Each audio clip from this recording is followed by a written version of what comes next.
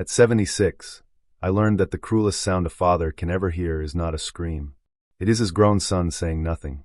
My wife's blood was still dripping onto the marble floor when I looked across that Christmas room at my son, waiting for him to say one sentence. "Are you okay, Mom?" He didn't. Instead, he stared at the floor and quietly said, "She's right. You two should leave." My wife, Marianne, touched the cut beneath her eye. Her fingers came away red, and something inside me went completely still. I had spent 49 years protecting that woman. That night, I realized my son had chosen not to protect her for even 5 seconds. But what he didn't know was this. I had already discovered what his wife was planning to do to our family. And 3 months before that Christmas party, I had quietly made one decision that could destroy everything she believed belonged to them. My name is Walter Harlan, and this is how my son lost the life I had spent decades building for him. It began on Christmas Eve. Marianne and I arrived at our son Evan's mansion carrying a homemade pecan cake and a tiny wooden ornament she had painted herself. Nothing expensive, nothing impressive, just something made with love. The security guard looked at our old silver sedan, then checked our invitation twice before finally lifting the gate. Marianne smiled as we drove toward the enormous house. "Walter," she whispered, looking at the thousands of lights covering the mansion, "you designed this place." "I designed the building," I replied. She shook her head. "No, you built it." I didn't answer. Because she was right. 20 years earlier, I had started with a borrowed truck, aching hands, and barely enough money to make payroll. Now I owned 14 commercial properties across the state. But Evan had never cared about the details. To him, Dad had simply become an old man with money. Inside the mansion, nearly 70 guests were drinking champagne beneath a massive Christmas tree. Evan stood beside his wife, Celeste, dressed in a suit that probably cost more than my first truck. When he saw us enter, his smile disappeared. "Dad," he said awkwardly. Marianne stepped forward and held out the little gift. "Merry Christmas, sweetheart." Celeste looked at the handmade wrapping, then at Marianne's plain wool coat. Her expression changed. "Oh," she said with a thin smile. "You actually brought something." Marianne's smile faded slightly. Still, she held the gift out. "I made it for you." Celeste didn't take it. Instead, she looked around at the guests. Then she laughed. A few people joined her. My wife lowered her hand. I felt something tighten in my chest, but I remained silent, because I had learned something over 76 years. Sometimes you learn more by watching what people do when they think you are powerless. Celeste stepped closer. "Marianne," she said, "this isn't the neighborhood Christmas gathering. Try to remember where you are." My wife looked at our son. Evan heard every word, and he said nothing. Then Celeste did something I will never forget. She reached for Marianne's arm. Marianne pulled back. "Please don't touch me." Celeste's eyes hardened, and before I could step between them, her hand came up. The slap cracked through the mansion. Marianne stumbled. Her glasses flew across the marble. The entire room went silent. I looked at my wife, then at Celeste, then finally at Evan. My son slowly raised his eyes, and I waited. 1 second. 2. 3. I wanted him to choose his mother. He didn't. Evan swallowed and whispered, "Mom, just go." Marianne's face broke. Not from the slap. From her son. I knelt beside her, picked up her broken glasses, and saw blood on the marble. Then I stood. I didn't shout. I didn't threaten Celeste. I didn't even look angry. I simply reached into my jacket and pulled out my phone. Celeste smirked. "You're calling the police?" I looked directly at her. "No." Then I pressed one number. A man answered immediately. I said only 6 words. "Start the Christmas contingency plan." I ended the call. Evan frowned. Celeste laughed. Neither of them understood. But exactly 60 seconds later, every Christmas light in that mansion went dark. And then, the front gates locked. The mansion went dark so suddenly that someone screamed. One moment, Christmas music was filling the room. The next, there was nothing. No music. No chandelier. No Christmas lights. Only the sound of 70 people breathing in confusion. Marianne stood beside me, one hand pressed against the cut on her cheek. I could feel her trembling. Not from fear. From humiliation. That hurt me more. I put my arm around her shoulders. "Stay close to me." She nodded. Across the room, Evan shouted, "Everybody calm down." His voice sounded confident for about 3 seconds. Then the electric gates outside made a heavy metallic sound. Clunk. Locked. Celeste turned toward him. Evan. He didn't answer. Someone near the bar lifted their phone. No service. Another guest tried the doors. Why aren't the gates opening? Evan hurried toward the security panel. I watched him. He pressed a button. Nothing happened. He pressed it again. Still nothing. Celeste rushed toward him. What is going on? I don't know. For the first time that evening, she didn't look powerful. She looked scared. I looked at Marianne. She was staring at the floor where her broken glasses had fallen. I picked them up and placed them carefully in my pocket. She whispered, Walter, please. I don't want a scene. I looked into her eyes. You didn't create the scene. Her lips trembled. That sentence almost broke me. Because Marianne had spent most of our marriage making excuses for people she loved. When Evan was 5, she defended him when he broke my favorite watch. When he was 17, she defended him after he wrecked my truck. When he was 30, she defended him when he borrowed money and never returned it. And tonight, after his wife struck her across the face, Marianne still didn't want trouble. She still wanted to protect her son, even after he failed to protect her. Then the lights came back. But they weren't warm Christmas lights. Harsh white emergency lights flooded the mansion. The beautiful room suddenly looked cold and unfamiliar. And then a calm male voice came through the speakers. Ladies and gentlemen, please remain where you are. Evan froze. A man stepped from a side corridor. His name was Graham Cole. He had managed the property for me for nearly a decade. Nobody at the party knew that. Graham walked to the center of the room holding a tablet. He looked at Evan. Mr. Harlan. Evan stared at him. What? Graham spoke calmly. This event is over. Celeste laughed nervously. Excuse me? The property owner has terminated the event authorization effective immediately. Evan's face changed. You work for me. Graham didn't blink. No, sir. That answer hit Evan harder than any insult could have. Celeste stepped forward. This is our house. Graham turned his tablet toward her. No, ma'am. It isn't. Silence. I watched Evan's eyes move toward me. For the first time that night, he wasn't looking at his father. He was looking at someone he didn't understand. Dad. I said nothing. He walked toward me. Did you do this? Marianne grabbed my sleeve. Walter. I squeezed her hand. Then I looked at my son. You told us we didn't belong here. Evan's face tightened. I didn't mean. Yes, you did. His mouth closed. Celeste suddenly stepped between us. This is ridiculous. You're an old man throwing a tantrum because someone finally told you the truth. I looked at her. No, Celeste. I pointed toward Marianne. Tonight wasn't about money. Her expression hardened.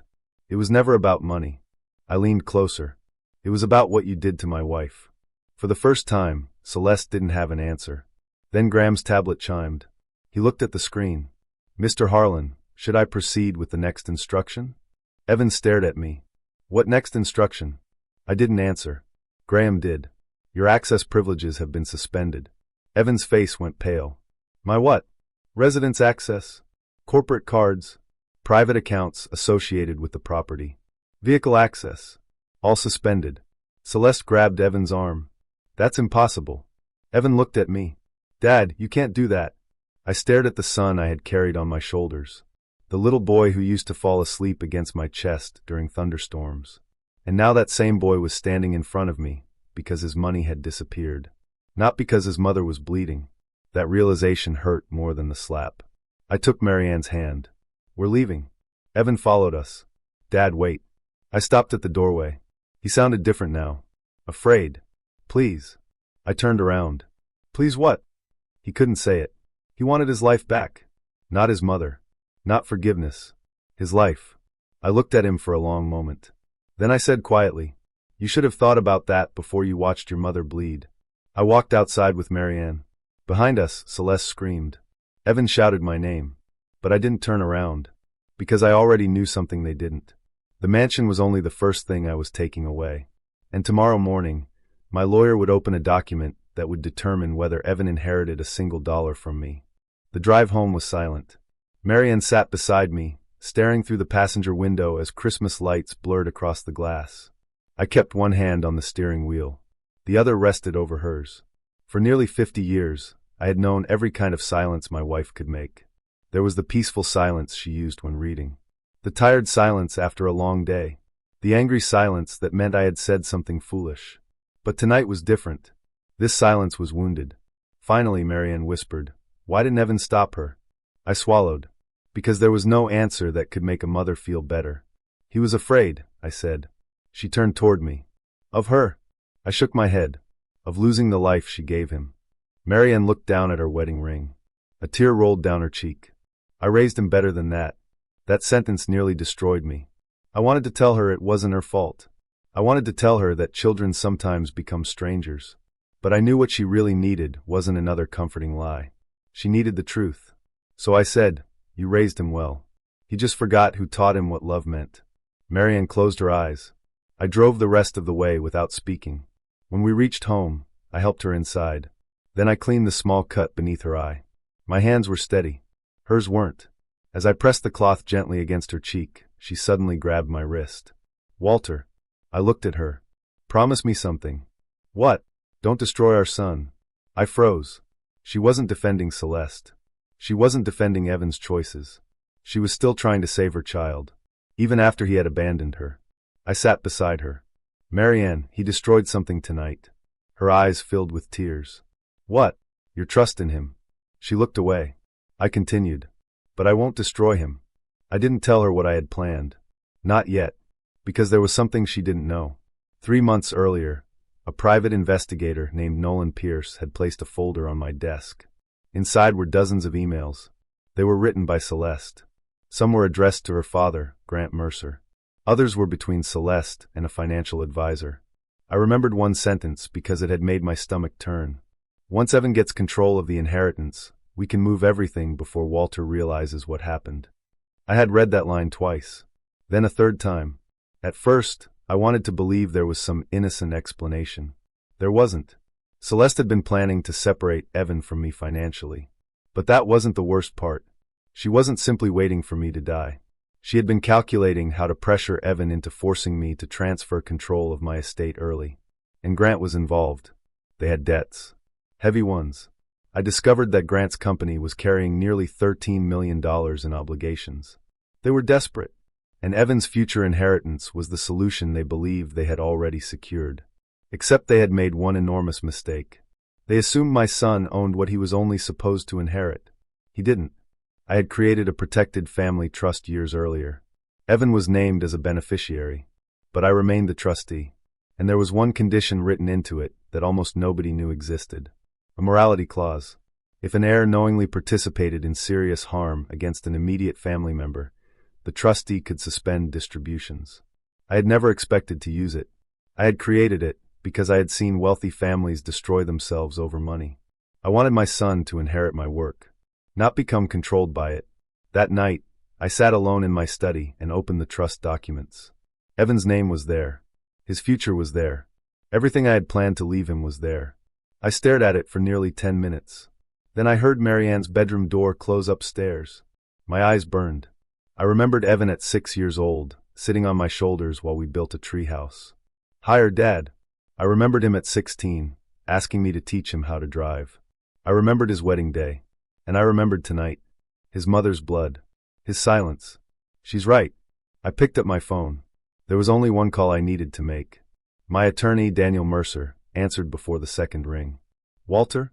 I need you in my office first thing tomorrow." There was a pause. "Is this about tonight?" "Yes." "Do you want to press charges?" I stared at the broken glasses sitting on my desk. "No."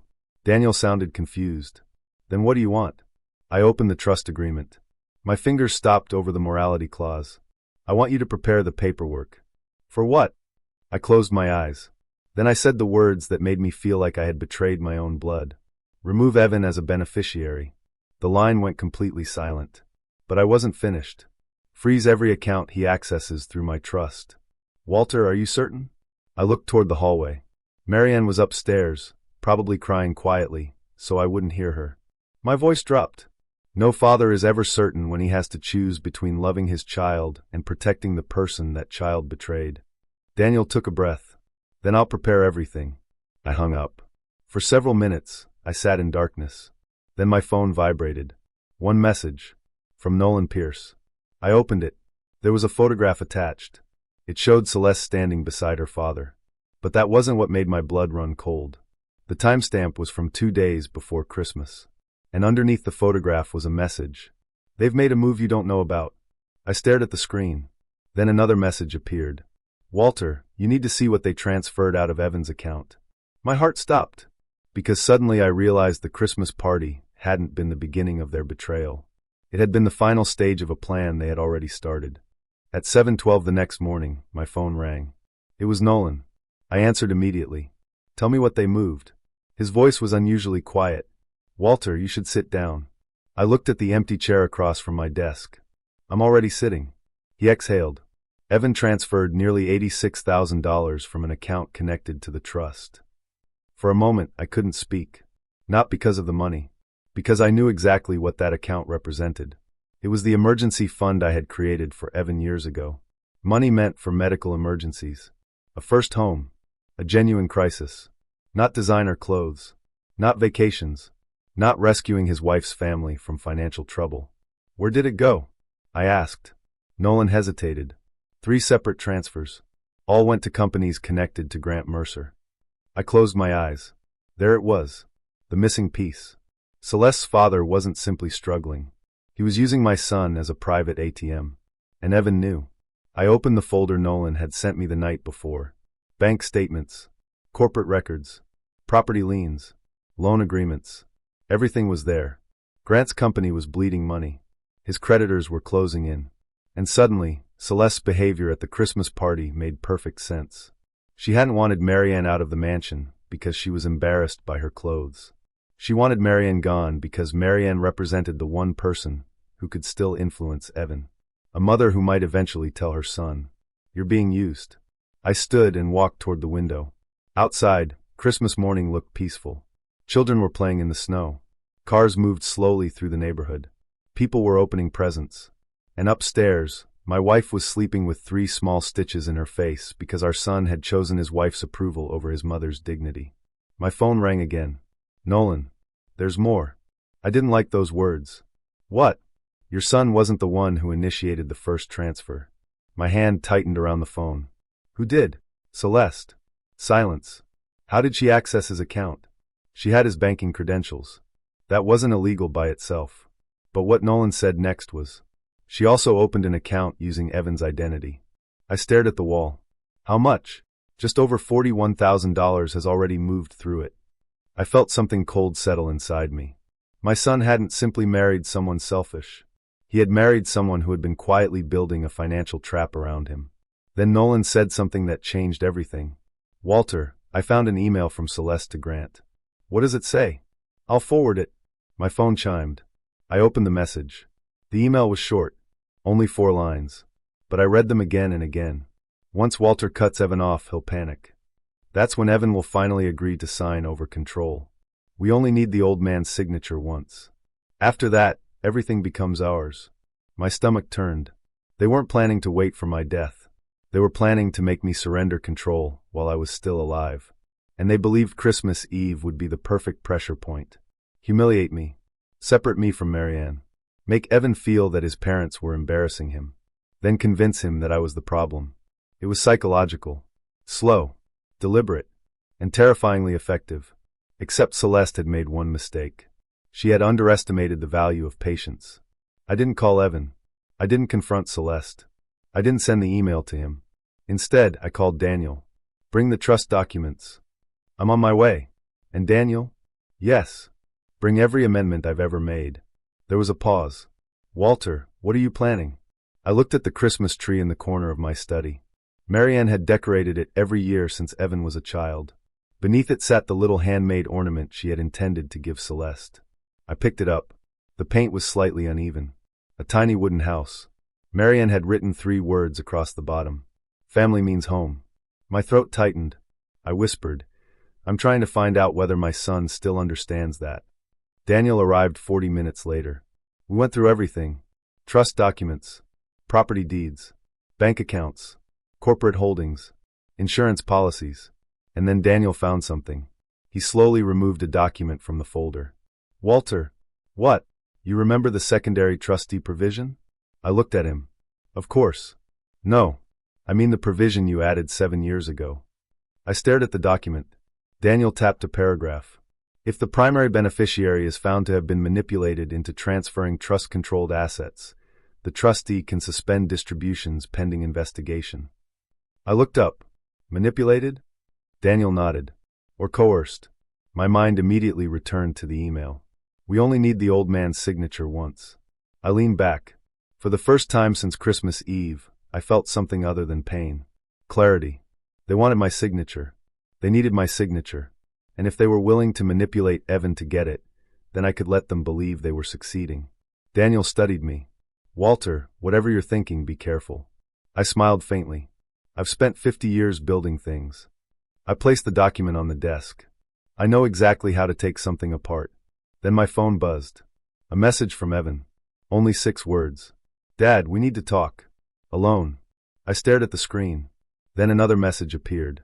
Please don't tell Mom. My heart sank. Because I knew my son. And if Evan was suddenly asking to meet me alone, there were only 2 possibilities. Either he had finally realized what his wife had done, or Celeste had sent him to finish the job herself. I looked at Daniel. Cancel everything on my schedule. Why? I picked up my coat. Because my son just asked me to meet him. Daniel stood. Do you want security? I shook my head. No. Then I paused at the door. But have the trust documents ready.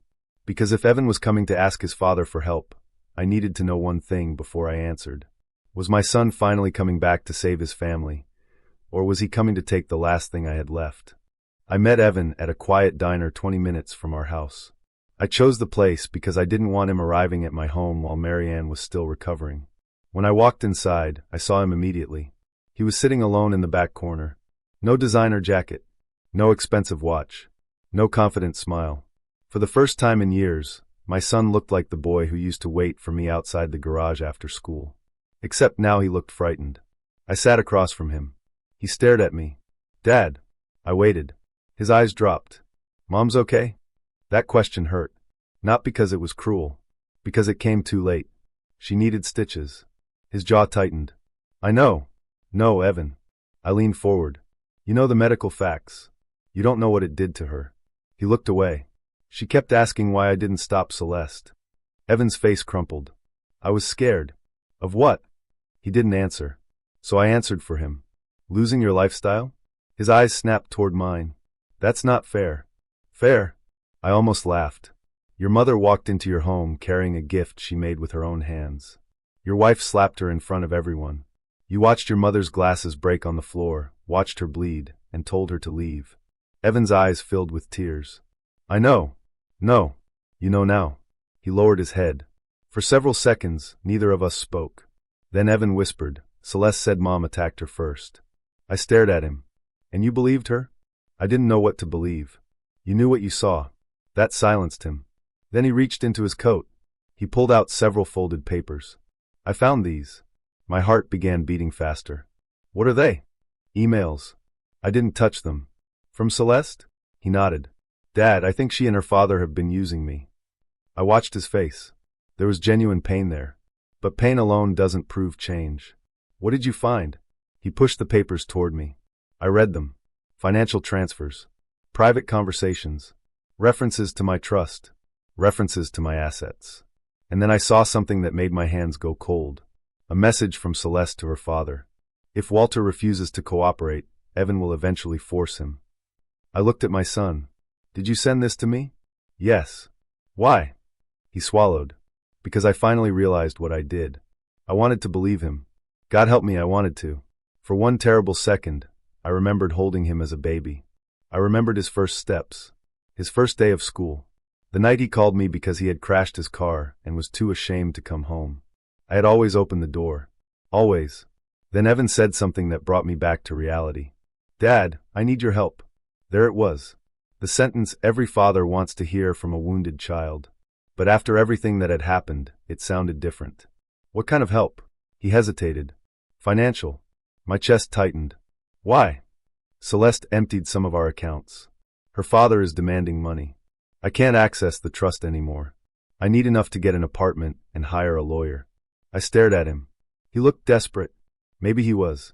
But I couldn't ignore the question screaming inside my head. Was Evan finally asking for help because he loved his parents?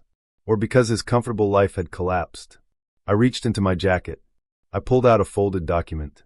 Evan recognized the letterhead. His face changed. What is that? The trust amendment. His breathing stopped. Dad, you're no longer entitled to automatic distributions.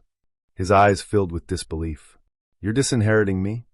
I haven't decided what your future looks like. But you just said. I said your old life is over. He stared at me. I leaned forward. If you want to become the man I thought I raised, you will have to build something without my money. Tears rolled down his face. Dad, please. I felt my own eyes burn. That was the moment I wanted to reach across the table and hug him. But I didn't. Because sometimes love isn't giving someone what they're begging for. Sometimes love is refusing to let them remain weak. I pushed a small envelope toward him. He opened it. Inside was enough money for a modest apartment, food, and transportation for several weeks. Nothing luxurious. Nothing that could rebuild his old lifestyle. He looked at me. Why would you give me this? Because you're still my son. His lips trembled. But you won't save me. No. I stood. You have to save yourself. Evan remained seated. I started walking away. Then he called my name. Dad. I stopped. He whispered. Do you think Mom will ever forgive me? I turned around. I don't know. His face collapsed. But if you want her to, I continued, stop asking what forgiveness will give you. He stared at me. Start asking what you need to become to deserve it. I walked out. I thought that was the end of our conversation. It wasn't. Because before I reached my car, my phone rang. Daniel. His voice was urgent. Walter, don't go home yet. Why? We just received something from the investigator. What? A financial transfer. I stopped walking. From whom? Celeste. My stomach tightened. Where did she send it? Daniel paused. Not to her father. Then where? His next words made my blood run cold. She sent $52,000 to an account registered under your name. I stared at my reflection in the car window. Someone was trying to make it look like I had stolen my own money. And suddenly I understood. The Christmas party wasn't merely about humiliating Marianne. It had been designed to make me angry. To make me retaliate. To make me move money. Because if I reacted the wrong way, they wouldn't have to steal my fortune. They could make me look guilty while doing it. I didn't drive home. I drove straight to Daniel's office. For the first time in my life, I felt something dangerously close to fear. Not fear for myself. Fear for Marianne. If Celeste had transferred money into an account carrying my name, she wasn't trying to steal a few $1,000s. She was creating a story, and whoever controlled the story could control what people believed. Daniel was waiting when I arrived. He had 3 folders spread across his conference table. Sit down, Walter. I didn't. Tell me exactly what happened. He pointed toward the first folder. The account was opened 6 days ago. Under my name? Under a variation of it. I stared at him. Who opened it? We don't know yet. He opened the second folder. This is the important part. Inside were copies of wire instructions, digital signatures, and transaction records. Celeste hadn't simply moved money. She had created a trail that made it appear as though I had authorized payments from the family trust into an account I secretly controlled. Daniel looked at me. If this had gone unnoticed for another month, they could have claimed you were illegally diverting trust assets. My jaw tightened. And then they could challenge your authority as trustee. I finally understood. They weren't trying to take my money directly. They were trying to take my control over it. And if they succeeded, the trust could become vulnerable. I sat down. For several seconds, I stared at the documents. Then I asked the question I had been avoiding. Was Evan involved? Daniel didn't answer immediately. That was answer enough. There's no evidence he authorized the transfers, he finally said. But there is something else. He slid a printed message across the table. It was from Evan. To Celeste. Dad won't give us anything unless I make him believe we're desperate. I read it once. Then again. My hands went numb. Evan had told me he was being used. He had shown me the emails. He had cried across the table. And yet, there was this. Daniel watched my face. There's more. I didn't want to hear it. But I nodded. He placed another page in front of me. A message from Celeste. Then make him angry enough to act without thinking. I closed my eyes.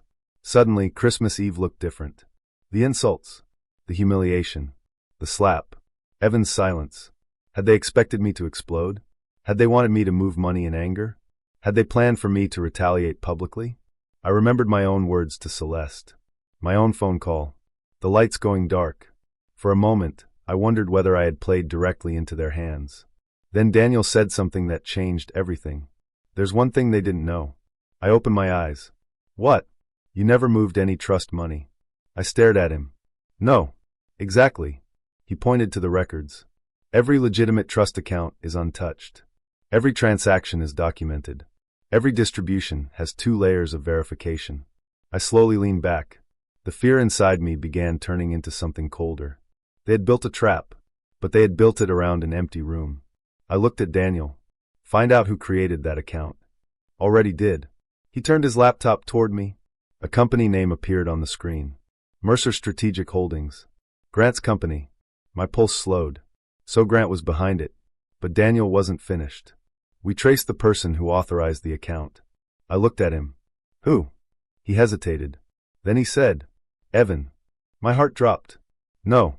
Walter, the digital authorization came from Evan's phone. I shook my head. That doesn't prove anything. No, it doesn't. Daniel opened another file. But his phone was used to approve 3 separate documents. I stared at the screen. Then I saw the timestamps. One was from Christmas Eve, 8:47 p.m., 47 minutes after Celeste slapped Marianne. My chest tightened. Evan had been standing inside that mansion while his mother's blood was still on the floor.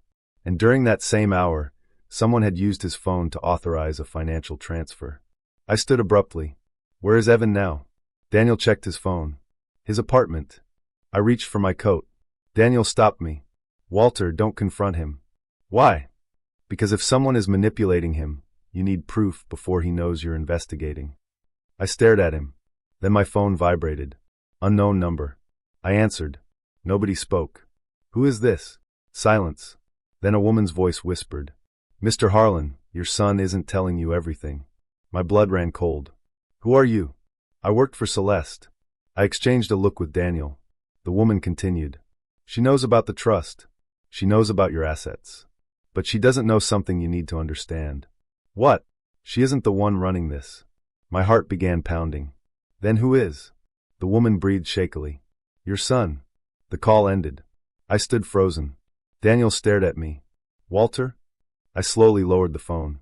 For weeks, I had believed Evan was the weak link. The manipulated son. The frightened husband.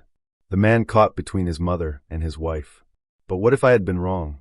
What if every tear at that diner had been an act? What if the emails he gave me were meant to make me distrust Celeste while he quietly positioned himself to control everything? Then another thought hit me. The message. Dad, we need to talk. Alone. And the money transferred into an account under my name. Maybe Evan hadn't come to ask me for help. Maybe he had come to see whether I had discovered the trap. I looked at Daniel. Don't freeze anything yet. His eyebrows rose. Why? Because if Evan thinks the plan worked, he'll make another move. Daniel understood. You want to let them continue? I nodded. For now. Then I opened my phone and stared at Evan's contact. My son. My blood. The little boy I had once carried through the rain. I had spent my entire life believing that if I ever had to choose between protecting my fortune and protecting him, I would choose him. Now I wasn't sure whether I was protecting my son or protecting myself from him. I called Nolan. Follow Evan. Where? Everywhere. There was a pause. Do you want surveillance? Yes. Anything else? I looked at Daniel's files. Then I said, if he meets Celeste, Grant, or anyone connected to that account, I want everything documented. I hung up. 2 hours later, Nolan called. His voice was different. Walter, you need to hear this. What happened? Evan just left his apartment. Where is he going? He's driving toward your house. My stomach tightened. Is Celeste with him? No. Grant? No. I waited. Then who is with him? Nolan went silent. And when he finally answered, I felt the blood drain from my face. Walter. He's not alone. Who is in the passenger seat? Nolan lowered his voice. Your wife, Marianne. I thought I understood what I was seeing. Evan was driving toward my house. Marianne was sitting beside him. And somehow, after everything that happened, my son had convinced my wife to get into his car without telling me. But when I saw them pull into the driveway, I realized I had made one terrible mistake. I had underestimated Marianne. She wasn't confused. She wasn't being manipulated. She had asked Evan to bring her to me. I rushed outside. Marianne opened the passenger door before Evan could get around the car. Walter. Her voice was calm. Too calm. I looked at Evan. He wouldn't meet my eyes. What happened? Marianne walked toward me. Then she reached into her coat and pulled out a small envelope. Your son showed me something. My stomach tightened. What? She looked at Evan. He finally raised his eyes. There was something different in them. Not fear. Shame. Marianne handed me the envelope. Open it. I pulled out several photographs. My blood ran cold. They weren't photographs of Celeste. They weren't photographs of Grant. They were photographs of me. Leaving my office. Entering my bank. Meeting Daniel. Even sitting in my car outside the diner where I had met Evan. Someone had been watching me. For weeks. I looked at Evan. Where did you get these? He swallowed. Celeste. My fingers tightened around the photographs. Marianne stepped closer. She showed them to me. I stared at her. When? Yesterday. My heart sank. Why didn't you tell me? Because I needed to know whether Evan was telling me the truth. I looked at my son. What truth? Evan finally spoke. Celeste has been tracking you. I almost laughed. That's not news. No, Dad. His voice cracked. She wasn't just tracking you. He stepped closer. She was tracking both of us. My expression changed. What do you mean? Evan pulled a second envelope from his jacket. He handed it to me. Inside was a photograph of Marianne and me at a restaurant. Another showed us leaving Daniel's office. Another showed Marianne entering a pharmacy. Every photograph had dates written underneath. I looked at my wife. Why? She shook her head. I don't know. Evan answered. Because she was trying to build evidence against Mom. My heart stopped. Evidence of what? He looked down. She wanted to make it appear that Mom was mentally incapable of managing your affairs. The world seemed to become very quiet. Marianne's face went pale. I grabbed her hand. What? Evan continued. Celeste had been talking to someone about getting Mom declared incompetent. I felt something inside me snap. My wife had spent 49 years beside me. She had sat with me through business failures. She had helped me rebuild after losing our first company. She had raised our son. And now someone wanted to paint her as a helpless old woman so they could gain access to my assets. I looked at Evan. How long have you known? 3 days. My voice hardened. And you waited? I was trying to find proof. You could have told me. I was scared. His voice exploded across the driveway. Then he went silent. Tears appeared in his eyes. I was scared because I knew you wouldn't believe me. That sentence stopped me. I remembered our diner conversation. His tears. His questions about forgiveness. Maybe he really had been trapped. Maybe the boy I had raised wasn't completely gone. But I couldn't forgive him yet. Not after everything. Then Marianne touched my arm. Walter. I looked at her. There is something else. My stomach tightened. What? She looked at Evan. He nodded. Marianne whispered. Evan told me why Celeste wanted the trust documents. I waited. She wasn't trying to steal everything immediately. Then what? My wife looked directly into my eyes. She wanted you to change the trust yourself. I frowned. Why would I do that? Because they wanted to make you believe Evan was in danger. Evan's face tightened. They planned to manufacture a crisis. I stared at him. Explain. He took a breath. They wanted me to appear desperate. They wanted you to think I was losing everything because of Celeste. Then I would come to you begging for help. I thought about the diner. My blood ran cold. They wanted me to give you money. Evan nodded. And once you gave it to me, they would claim the transfer was evidence that you were favoring me financially. I looked at Daniel's documents in my memory. The fake account. The suspicious transfers. The trail designed to make me look guilty. Suddenly, everything connected. The Christmas humiliation. The financial pressure. The fake account. The surveillance. The attempt to discredit Marianne. It wasn't one plan. It was several traps layered together. Then Evan whispered, "But there's something I haven't told you." I stared at him. What? He reached into his pocket. His hand was shaking. He pulled out his phone. I recorded Celeste last night. My heart began pounding. Recorded what? He pressed play. At first, there was only static. Then Celeste's voice. Cold, furious, and unmistakable. Your father won't matter once the trust is gone. I stopped breathing. Then Grant's voice came through. Evan knows too much. A pause. Then Celeste said something that made Marianne grip my arm. Then we need to make sure Evan takes the blame. The recording ended. Nobody spoke. My son looked at me. I think they're planning to frame me. I stared at him. For the first time since Christmas Eve, I saw something in my son's face that I recognized. Not greed. Not entitlement. Fear. Real fear. I stepped toward him, but before I could say anything, his phone rang. The caller ID showed Celeste. Evan stared at the screen. It rang again. Then again. He finally answered. Hello. No one spoke. Then Celeste whispered. Evan, your mother is with you, isn't she? His face went white. I moved closer. Celeste continued. That's fine. A pause. Then her voice became strangely calm. Because if she's there, you can tell your father something for me. Evan looked at me. What? Celeste said 4 words. Ask him about the accident. The call ended. Marianne suddenly grabbed my arm. Her face had lost all color. Walter. I looked at her. What's wrong? She stared at me with tears forming in her eyes. And then she whispered something I had never expected to hear from my wife. She knows about our daughter. I couldn't breathe. Because Evan and Celeste had just touched the one wound Marianne, and I had spent decades trying to bury. And somehow, Celeste knew a secret about our family that even our son had never been told. Walter. Marianne's voice was barely a whisper. She knows about our daughter. For several seconds, I couldn't move. The driveway disappeared. The house disappeared. Even Evan seemed to disappear. All I could hear was that one sentence. Our daughter. Claire. A name Marianne, and I had almost never spoken aloud. Not because we had forgotten her. Because we hadn't. Some losses become so deep that saying the name feels like reopening the wound.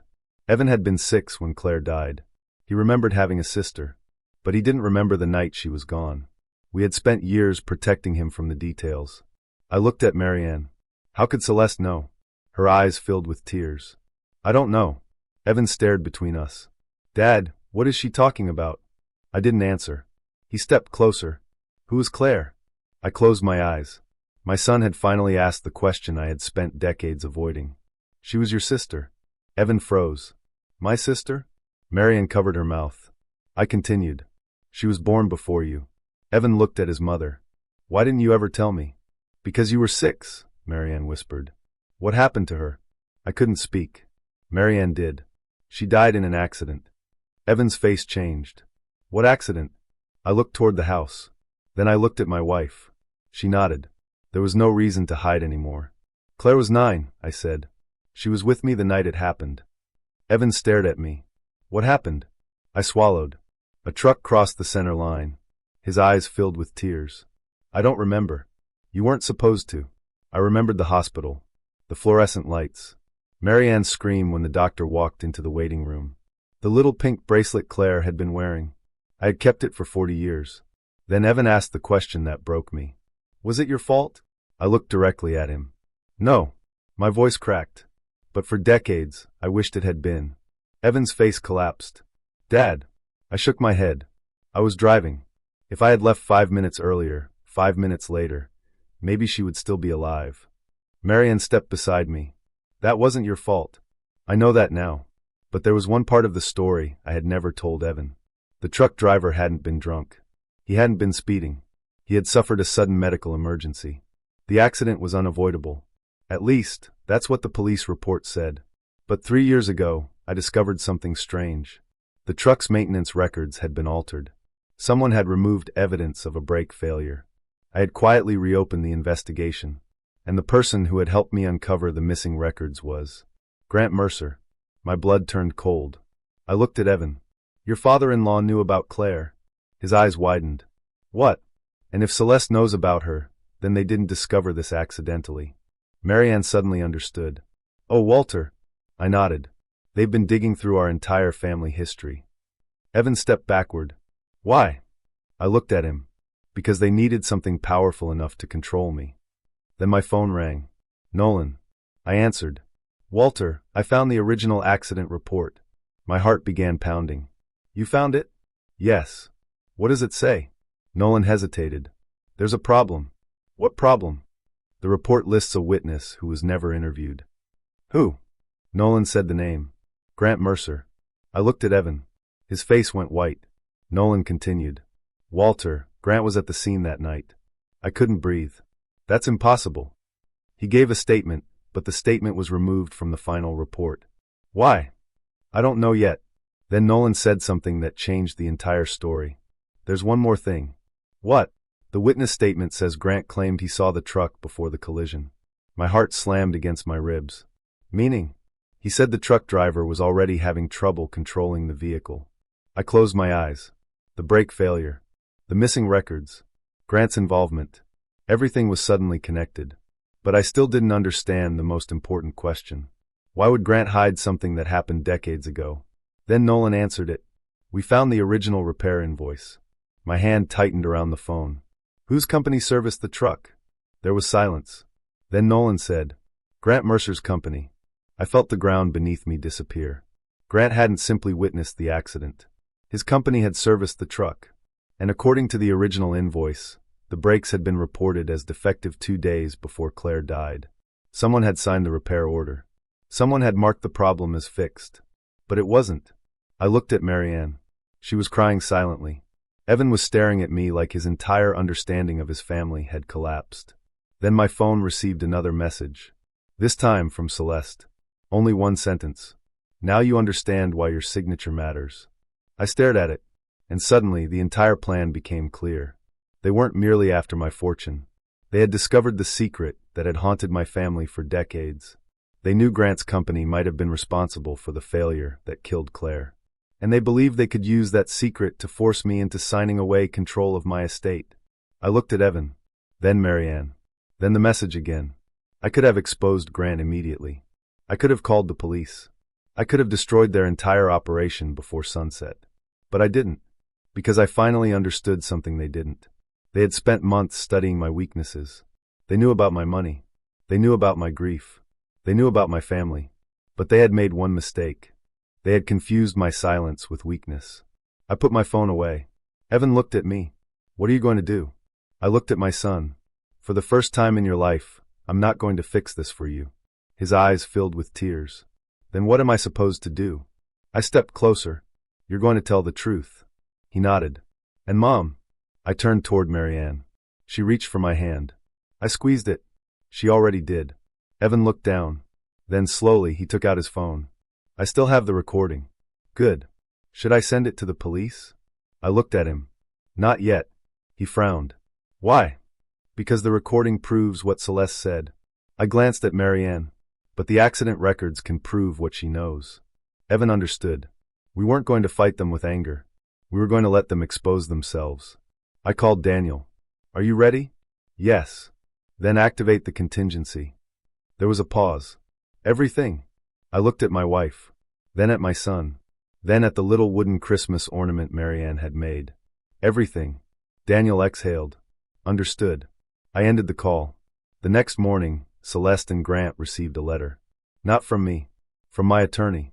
It informed them that every suspicious transfer had been documented, every communication preserved, and the original accident records had been recovered.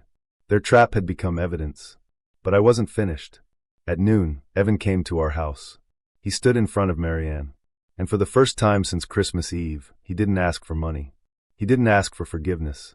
He simply dropped to his knees. Mom. Marianne stared at him. I was wrong. Her lips trembled. I chose the wrong person to protect. Marianne's eyes filled. Evan continued. And I hurt the person who had spent her whole life protecting me. My wife touched his hair. But she didn't immediately forgive him. That mattered. Because forgiveness isn't something a person is entitled to simply because they finally feel guilty. Evan had to earn it. And over the following months, he did. He left Celeste. He cooperated with the investigation. He returned every dollar he could. And when the evidence against Grant became public, his company collapsed under the weight of lawsuits and criminal charges. As for Celeste, she eventually admitted that she had manipulated Evan and helped construct the financial scheme. The trust remained intact. But I changed one thing. I didn't remove Evan permanently. I changed the conditions. He wouldn't inherit because he was my son. He would inherit only if he became worthy of what I had built. Months later, Marianne and I stood beneath the same Christmas tree. She placed the little wooden house ornament on a branch. The paint was still uneven. The words were still there. Family means home. Evan stood nearby. He didn't ask for anything. He simply helped his mother hang the ornament. I watched them, and I finally understood something. Money can build a mansion. It can buy security. It can create opportunities. But it cannot make a family love each other. That has to be chosen. Every single day. I lost a daughter. I nearly lost my wife. And for a while, I thought I had lost my son too. But sometimes the deepest revenge isn't watching the people who hurt you suffer. Sometimes it's refusing to become cruel because they were cruel to you. I never gave Evan back the life he had before Christmas Eve. I gave him something harder. A chance to become the man his mother once believed he could be. And as Marian leaned against my shoulder that night, I looked at the Christmas tree and thought about Claire. For decades, I had believed that our daughter's death was the worst thing that had ever happened to our family. I was wrong.